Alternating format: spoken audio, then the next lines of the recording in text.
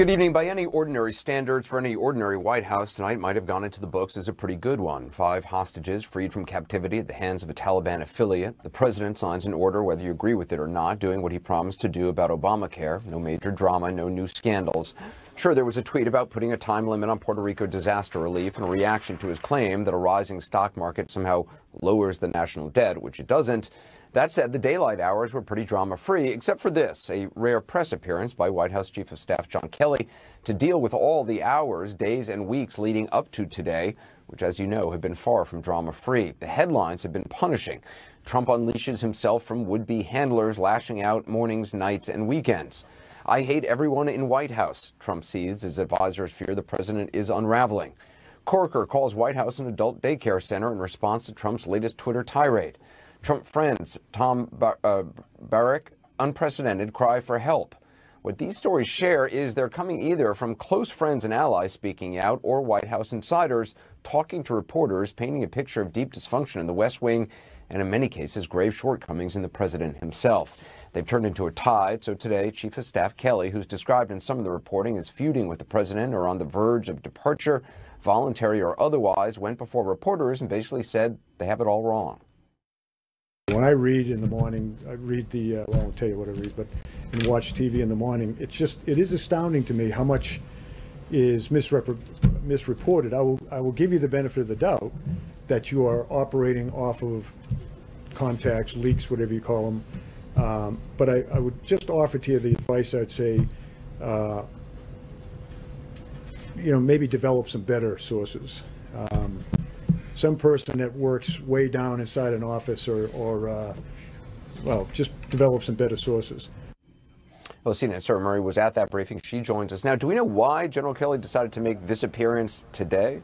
Well, Anderson, it seemed pretty clear that the general wanted to defend the White House, its procedures, but also his own fate in his own words. Listen to what he said about whether he may be considering leaving the White House.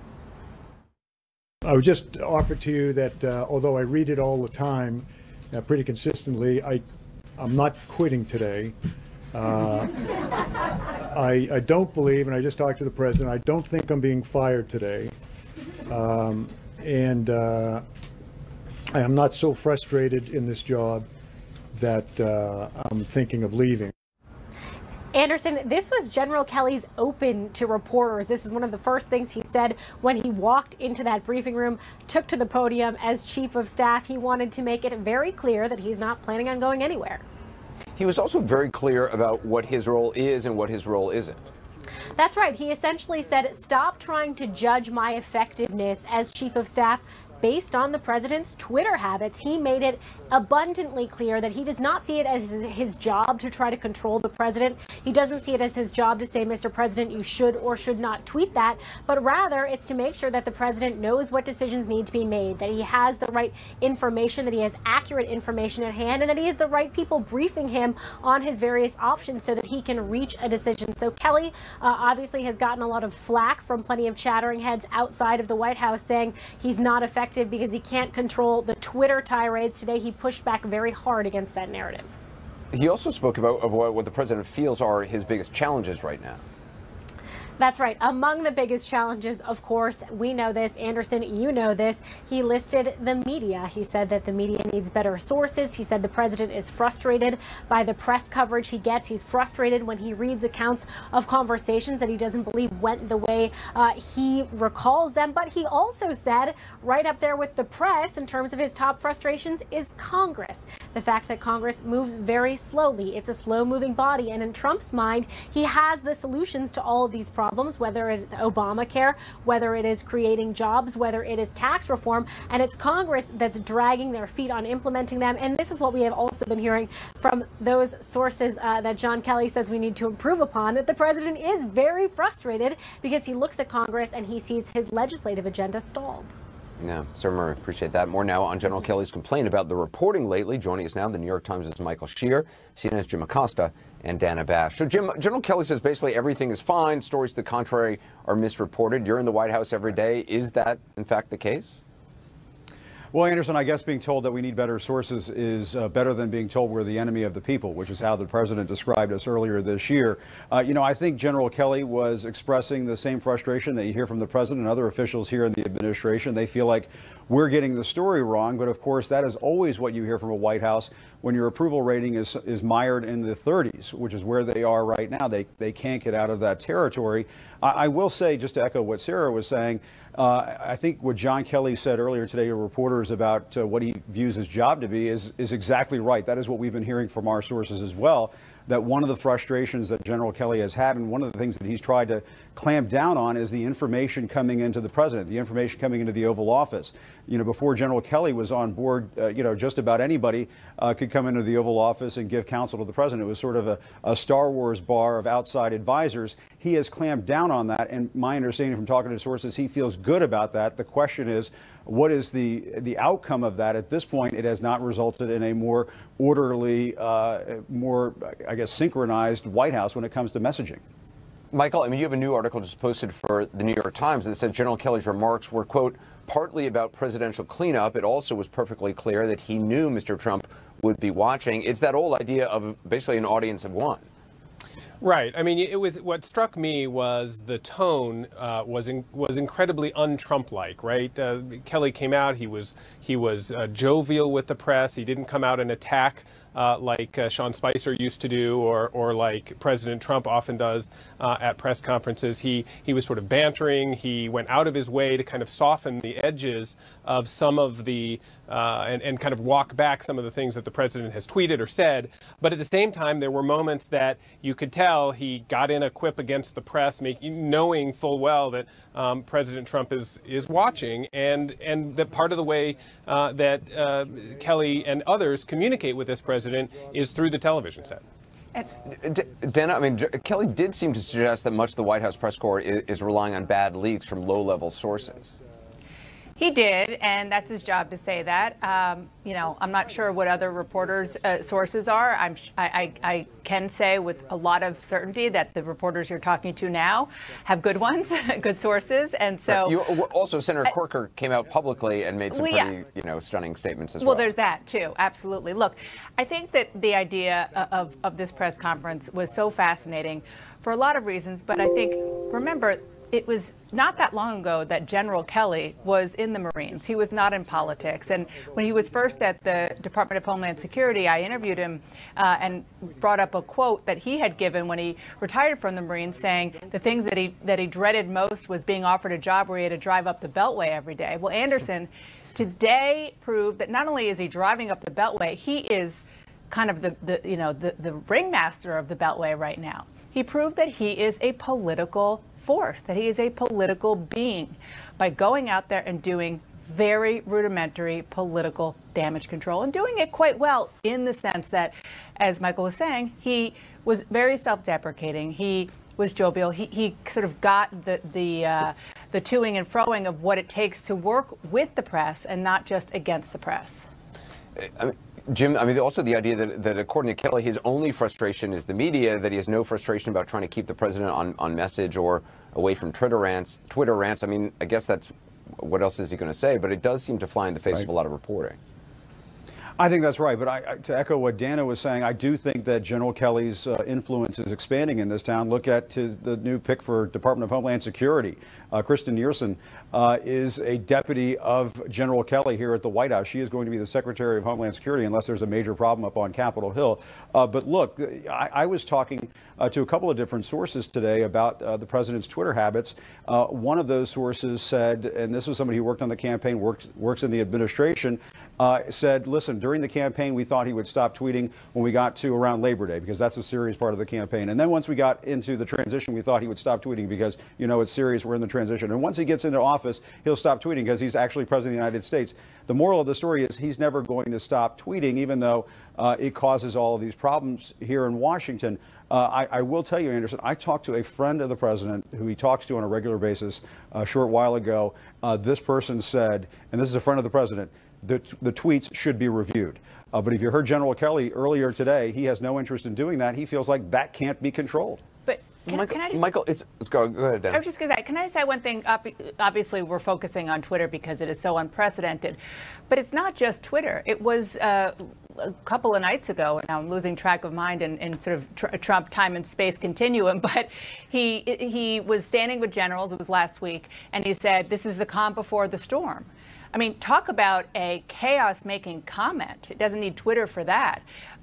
And I was told by somebody he talked to not long after that he went back to the residence and watched cable television at night and laughed because he did that on purpose. He wanted to throw that out there in order to just stir things up because he enjoys doing that. That is the kind of thing that General Kelly, they're not going to change him because that's who he is. Well, Michael, it's also interesting because time and time again, this White House, people from this White House have come forward and said, look, there's no chaos here. There's no problem here. I remember the New York Times early on reporting about President Trump's attitudes toward the Attorney General, that he was mad about the Attorney General. And the White House were saying, oh, no, there's nothing to that. And then lo and behold, the president starts tweeting publicly about the Attorney General and making public comments. So, I mean, it does seem like time and again, we've heard nothing to see here. And then all of a sudden there is something to see and somebody gets fired. Although Tom Barrack says, fired is a strong word.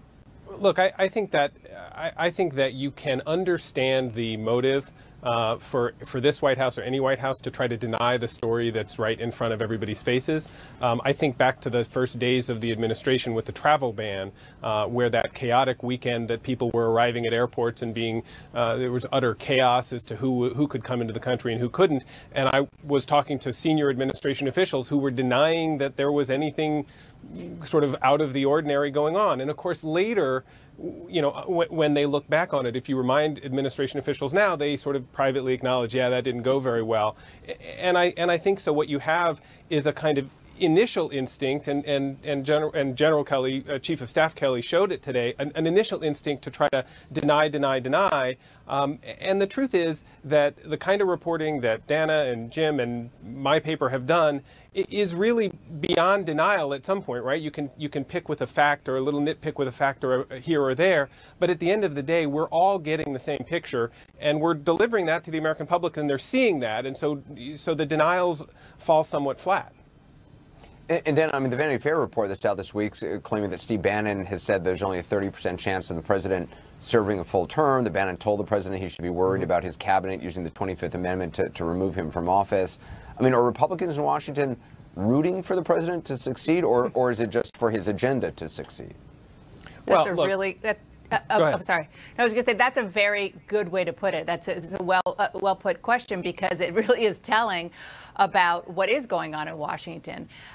Look, I think that they're patriots genuinely, and they want the presidency to succeed.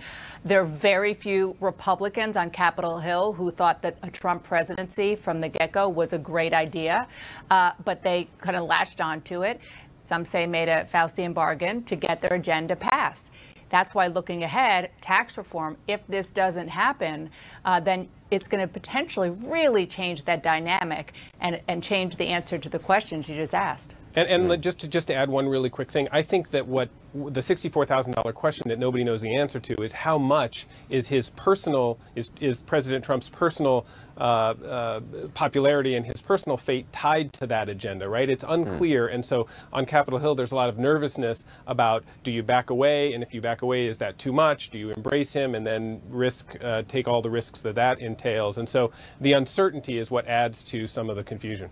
Yeah, Michael Scheer, Dana Bash, Jim Acosta, thank you all. Appreciate it. Just ahead, does one of the president's closest friends think that this White House is in crisis? He speaks with CNN's Gloria Borger, who joins us next. And later, the president's tweet on Puerto Rico that seems to treat the American hurricane survivors there differently from the American hurricane survivors in Florida, Texas, and pretty much any place else we can remember. We'll bring you a live report from Puerto Rico tonight on 360.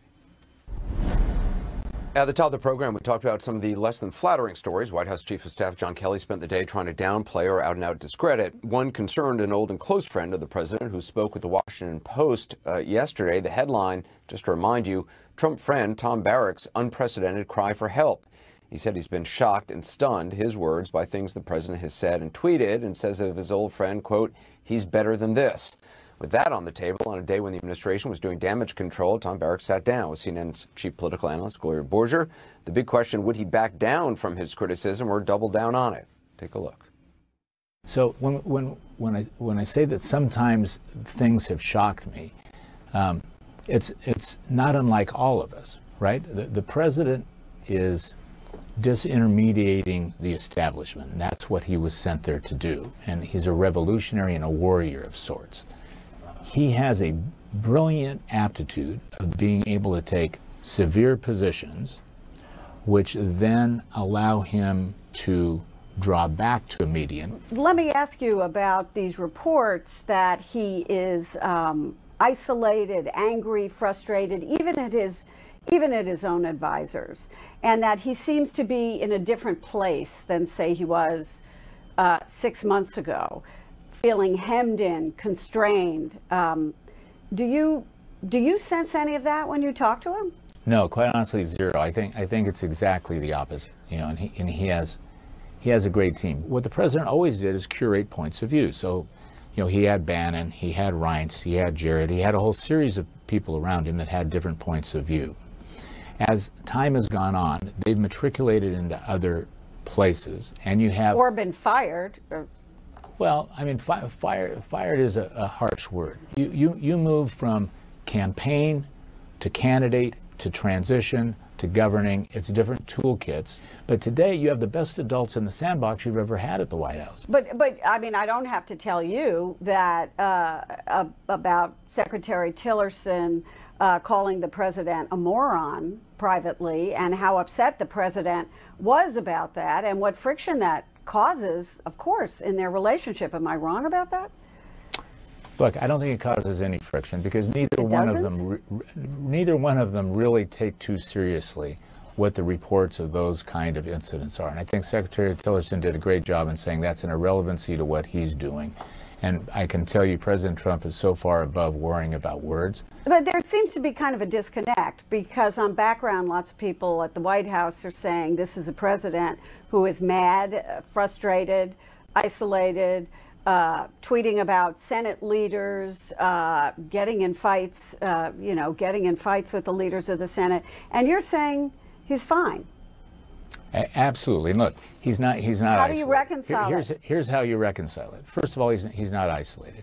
It's a president who has managed his whole life, for the 40 years that I've known him. He's been successful at everything, but he manages by conflict. So he brings in various points of view, he listens to them all, and then he curates a point of view based on differing ideas. Nothing has changed. But what's made it better is General Kelly is creating a different menu for him to curate. So a lot of these issues that used to come to him impromptu, of just the open door of the Oval Office, have stopped. General Kelly organizes an agenda. But I can tell you one thing, there's only one president, there's only one person who creates the agenda, there's only one person who makes those final decisions. And there are reports that he kind of chafes at these constraints. No, I don't think he chafes. I think he's learning to govern an ungovernable amount of work. Now he's governing a different way. And even the congressional agenda, you know, he didn't take on Senator Corker just on his own. Senator Corker made a statement, and as we've talked about, the president is a fighter. So rather than taking the diplomatic way out and saying, I'm not going to engage in this kind of dialogue with a member of the Senate when I need him, by the way. Right. Why wouldn't he do that, though? Well, why wouldn't he do it? Because he's a fighter. That's who he is. And he looks at his base and says, you know what? Everybody would like to see me not put up with a statement like that. And I'm not going to put up with it because I don't need it. Well, Gloria Borger joins us, along with former senior Obama advisor David Axelrod, host of The Axe Files. Gloria, what Tom Barrack told you was like 180 degrees different between what he told the Washington Post just yesterday, that he was shocked and stunned by some of the president's rhetoric. I read a transcript of the interview. I just got to call out a couple of the things he said. He said about the president, he's been the best communication in history. That Tillerson, calling him a moron, doesn't cause any friction because, quote, the president is so far above worrying about words. Are you kidding? That struck me. That struck me too. Look, Tom Barrack clearly heard from the White House on this. I don't believe he heard from the president directly, but I'm sure he will at some point. And I think it was creating, shall we say, a problem for him. And I think he felt, like in many ways the chief of staff felt today, that he had to get out there and he had to explain himself. And as you see, he really worked very hard to try and make it clear how much he admires the president and how the president cares about words and all the rest of it, and kind but of I mean, the spin on everything, like nobody's been fired from the White House. They have all, in his words, matriculated. Right. Everything is that the president's been successful in anything, and that yeah, he said fired is a harsh word. Right. It's a little it's a little Alice in Wonderland, but I think Tom Barrack is ultimately loyal to the president. And I think sometimes the president demands that he can see that loyalty. And he was particularly upset about, you know, the headline in the Washington Post, which was, "He's better than that." And I think that stuck in the craw over at the White House. And we've all covered White Houses in which they have to do cleanup, and I think this was a day of cleanup. David, is that what it is to you? Because it does seem like this interview is part of a larger pattern that we've seen today, the White House trying to get their arms around these stories and control the message. John Kelly today at the podium being part of that as well. Yeah, well, look, first of all, as I hear you guys talk, I'm wondering how Reince Priebus is sitting out his matriculation right now.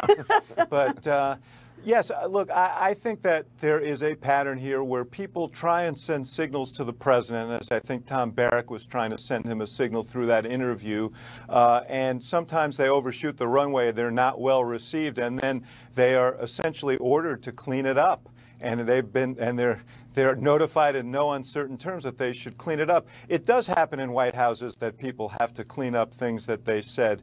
It doesn't happen to this degree, and it's very unusual for high members of the administration or friends of the president to use the media to send him messages, but that is how he receives messages. And sometimes you end up with situations like this. And Gloria, I mean, you got the sense this interview today was in direct response to all the attention the interview got yesterday. Sure. And you have no doubt that. Yeah, absolutely. I think that Barrack felt the need to go on the air and proclaim, you know, fealty in a way, because he is a friend of the president's. And I think that he felt badly about what had occurred. And he's not going to say, gee, I really made a mistake. I believe that they felt that he had made a mistake. And this is the White House. Don't forget, all the stories of the past week have been about an isolated, angry, frustrated president, about Rex Tillerson calling him a moron, about General Kelly thinking perhaps about leaving. And so it's no coincidence that you have Kelly out there today joking about the fact that he's not leaving and he hasn't fired anybody, and Tom Barrack out there after his Washington Post interview trying to kind of be his own shovel brigade and make it right as far as the president's concerned. One of the ironies about this, Anderson, is the notion that he is above reacting to these kinds of affronts. The president. The criticisms by others don't really, you know, they're just water off a duck's back. This is a guy who will punch down at anybody who takes a shot at him, and there is no doubt that he was well aware of the reports about how unhappy Kelly was. I'm talking about the president now. Sure. Well aware of Barrack's comments, and I have no doubt that he made his views known to both of them, and that their work today was not something that occurred to them in the middle of the night where they woke up and said, gee, maybe I ought to dial that back a little. I think this was at presidential urging. Gloria Borger, thank you. David Axelrod as well. Oh, just a reminder, you can watch the Axe Files Saturday night, 7 Eastern Time. David's special guest this week is House Minority Leader Nancy Pelosi. Up next, 3 weeks after Hurricane Maria pounded Puerto Rico, the vast majority of the island still has no power. People are still struggling to get enough food and water. But now the president says first responders can't stay forever. Details next. As the people of Puerto Rico, American citizens, of course, are still struggling to find even water and food after Hurricane Maria, the president is taking to Twitter. This morning, he wrote, "We cannot keep FEMA, the military, and the first responders who have been amazing under the most difficult circumstances in Puerto Rico forever. It's only been 3 weeks. Keeping them honest, FEMA and the other first responders often do stay in disaster zones for a long time, and for sure longer than 3 weeks. That goes for federal dollars for recovery as well. More than 12 years after Hurricane Katrina pounded the Gulf Coast, there's still money in the federal budget for its recovery, almost $500 million worth. Yet 3 weeks after Maria, when 83% of Puerto Ricans still don't have power and won't for months, the president already seems to be setting some sort of a countdown clock to leave. Ed Lavandera has a reality check now from the ground. Perfecto. Dr. Humberto Guzman is racing against time. He's driven by the urgency to save the lives of Puerto Ricans sweltering in the aftermath. You think people are just hanging on by a string here? Or? I know so. That's why we're looking for the elderly, the more frail. We're in the town of Yabucoa, which is a city that sits right on the water's edge on the southeast corner of Puerto Rico. The eye of Hurricane Maria roared right through here. Dr. Guzman and this team of volunteer doctors are offering medical care to the hardest hit areas of the island. The doctors have walked through 32 different towns in the last 3 weeks, checking in on storm victims like Irma Torres and her husband. These people are living on the edge right now. You get emotional about it? They're opening their houses to us, and we're able to see the conditions that they're living, and it's impacting for us. The hurricane ripped part of the roof off their home. They've received little, if any, relief, and they're not strong enough to stand in lines for supplies. Dr. Guzman worries that across Puerto Rico, there could be hundreds of storm victims not strong enough to survive. Do you think the death toll as it stands now is an accurate number? I don't think so. We've been throughout the island the last 20 days, and we've seen the oxygen-dependent patients struggle. Mark Sawyer leads a group called Wings of Hope and helps the medical volunteers with logistics and supplies. He says there are dozens of communities that haven't been reached by relief workers. And with more than 110 people still listed as missing, he also fears the death toll will rise significantly. Every day is a survival mode for most people. If you go out in the more remote areas, I mean, some of these people have nothing. It's crisis for them. And Dr. Guzman fears for those storm victims who've been cut off from access to medical care. And do you worry that the people that might die in the next few days or the coming weeks, that those were preventable deaths? That if help had gotten here sooner, that they would have been able to be saved? Certainly. We've seen the struggles in the communities, we've seen the struggles in the hospitals. In my opinion, the death toll that it's reported, it's really low. Ed, I'm wondering just the reaction on the ground to the president's tweets. What's it been? Well, you know, it's fascinating, Anderson. As you can imagine, a lot of disgust at those tweets. You know, a presidential tweet these days might move around the world at the speed of light, but here in Puerto Rico, it moves at a snail's pace. And a lot of times when you talk to people about those tweets, you're telling them about it for the first time. That's how hampered communication's off. But everyone we spoke to about it, extremely angered. And as you might imagine, obviously the mayor here of San Juan, who's had her issues with the president, she responded to the president saying, "It is not that you do not get it. You are incapable of fulfilling the moral imperative to help the people of Puerto Rico. Shame on you," she wrote. And then the governor of Puerto Rico responded, "The U.S. citizens in Puerto Rico are requesting the support that any of our fellow citizens would receive across our nation." So not just at the official levels, but everyone we spoke to on the ground here today, extremely angered by that tweet today, Anderson. All right, Ed Lavandera, thanks very much for being there. Up next, an American mom, her Canadian husband, and their 3 young children who were born in captivity are now free after 5 long years held by terrorists affiliated with the Taliban. So far, the family is refusing to return home. We'll tell you why, how they were freed, and what happens next when we continue. 5 captors were killed, we're told. The captives were free. The president today did 2 things. He thanked Pakistan and claimed victory. However, there are questions about the circumstances surrounding this, and obviously welcome development as well as complications involving the family's repatriation. And Michelle Kaczynski has the very latest for us tonight from the State Department. So what more are you learning about how this family was rescued?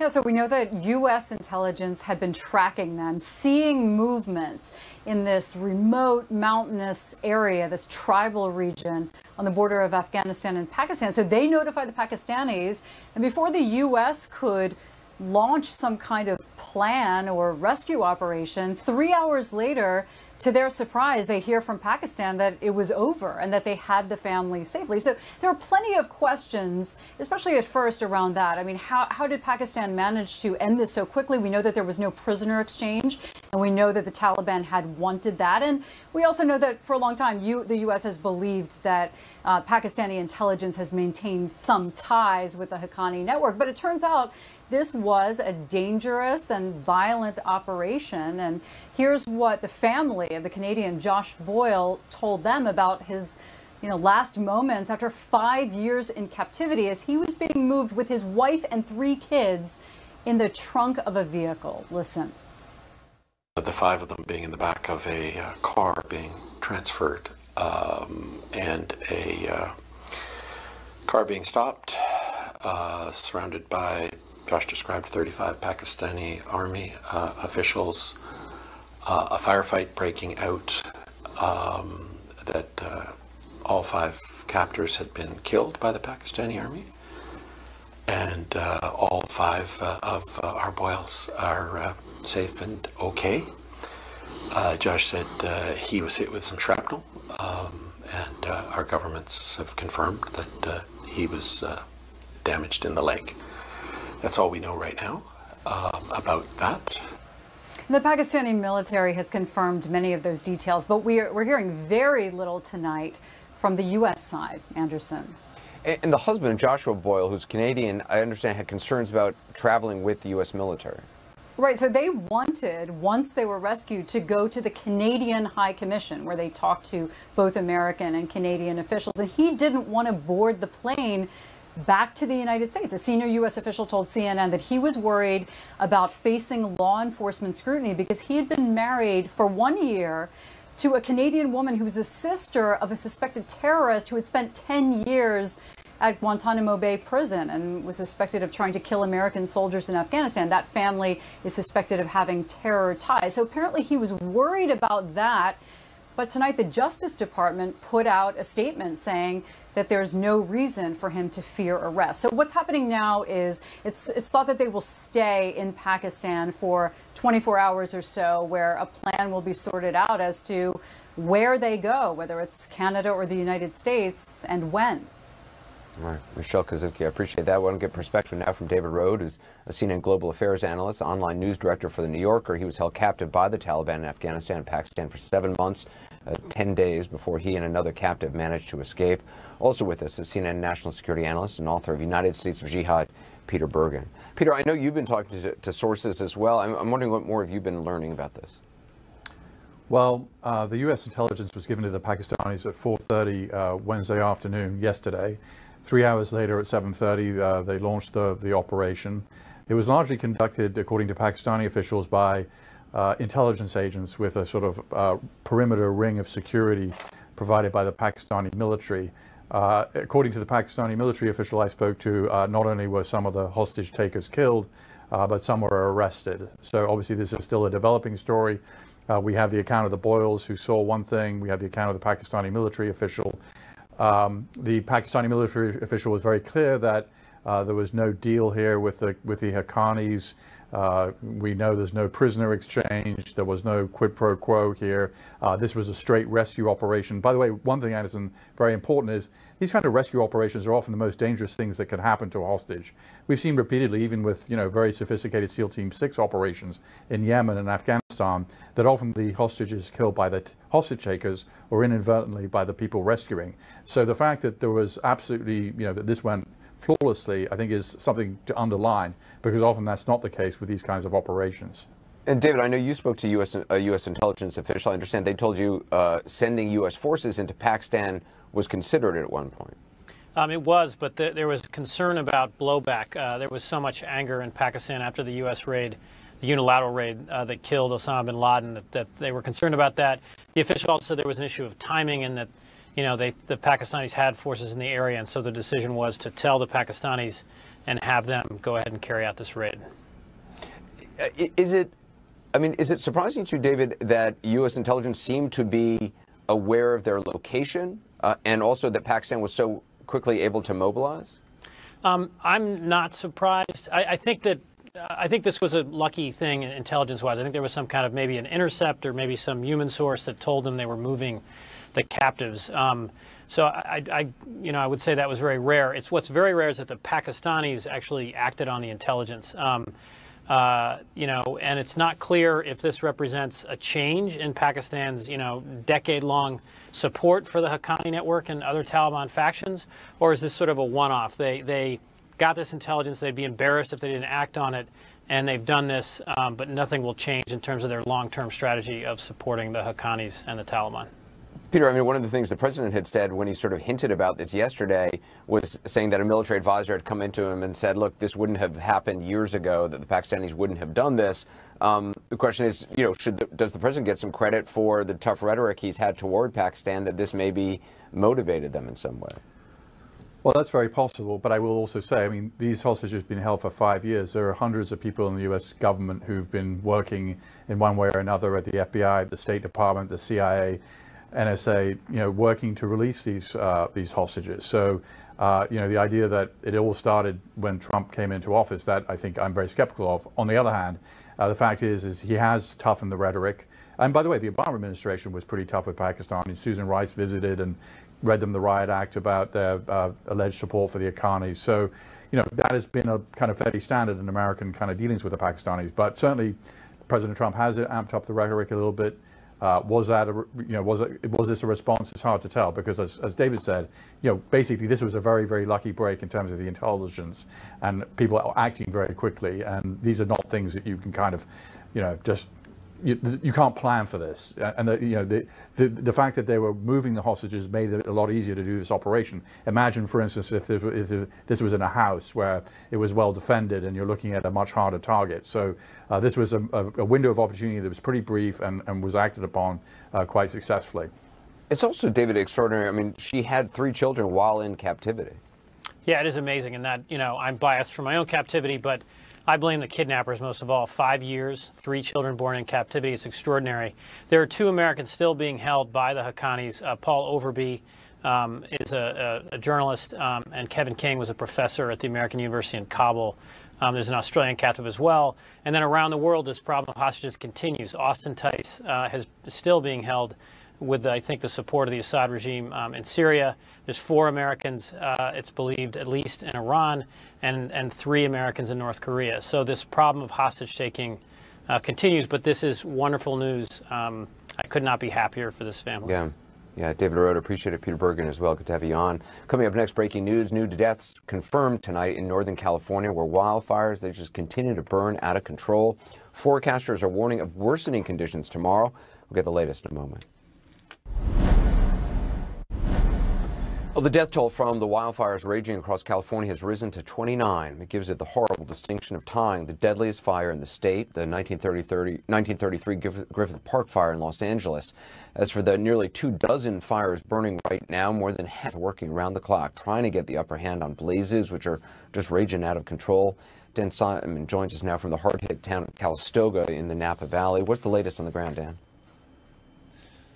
Well, I understand it remains to be a precarious situation. We're in the hills just above Calistoga, and we were with a firefighting unit today. They were doing everything they could to save the community. At one point, we actually saw the flames jump this natural barrier here, Highway 29. And we saw the flames inch their way towards Calistoga, and we saw a lot of urgency. Then we saw the firefighters just race to get those flames put out. Ultimately, they did, but like I said, it's still a fragile situation. I'm going to step out of frame here because off in the distance, you might be able to see the hint of a flame there, and just below there are some firefighters. They're not too concerned about those flames at the moment, but they are standing by, because if the winds kick up, then once again it could be a dangerous situation for Calistoga. They're just monitoring things, but by no means are we through with this disaster here in Calistoga and throughout the broader community, Anderson. Is it known how many people exactly are still missing? Because I know we're saying hundreds. It has been a moving target over the last few days. Right now it stands at 400. That really is a scary number, Anderson. It goes up, it goes down. Hopefully that number will be pared down as people report that their loved ones have been found safely. But at this point, 29 people confirmed dead. As you said, that ties for the record. And unfortunately, this fire looks like it's in the history books. What's going to happen with the weather? Is it expected to cooperate at all? Right now, the winds actually look pretty good. No wind to speak of, but tomorrow night, that is when things are expected to kick up again. We could be looking at gusts up to 40, 50 miles per hour, according to the CNN Weather Center. So you better believe it that firefighters will definitely be here in force. You got 8,000 of them, and they're operating virtually on no sleep, but they've done a heroic job. We haven't seen too many structures go up in flames over the past couple of days, Anderson. It's incredible the work they do. Dan Simon, thanks very much. Up next, the White House does damage control after a string of bad headlines claiming there's a lot of chaos in the West Wing. What Trump's chief of staff told